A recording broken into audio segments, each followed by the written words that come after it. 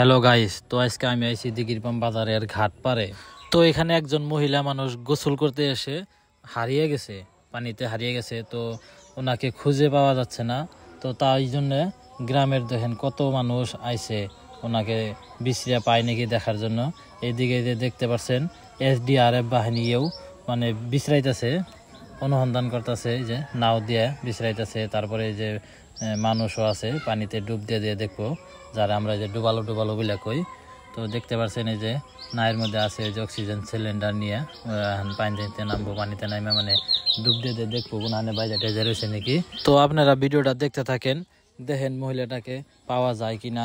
তো দেখেন এনে যে SDRF বাহিনী মানে বিশ্রানের তালে আছে, বহুত কষ্ট করতেছে,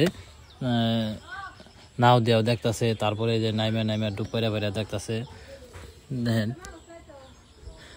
সবাই দোয়া করবেন যাতে মহিলাটাকে পাওয়া যায়।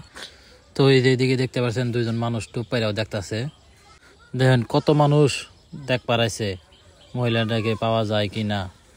রাস্তার সাইড দিয়ে নদীর সাইড দিয়ে খারিয়া খারিয়া কেমন করে দেখতেছে দেখেন।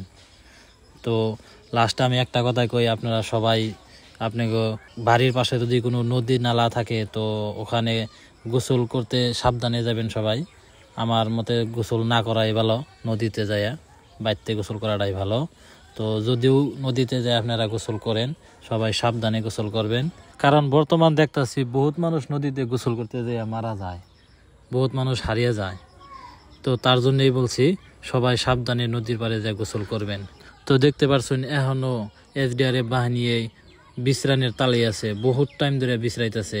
জোয়া কালকেও বিশ্রাইছে, বহুত টাইম পাই নাই। আজকেও বহুত টাইম ধরে বিশ্রানের তালে আছে, কিন্তু পাইতেছে না। তো সবাই দোয়া করবেন আল্লাহর কাছে যাতে মহিলাটাকে পাওয়া যায়।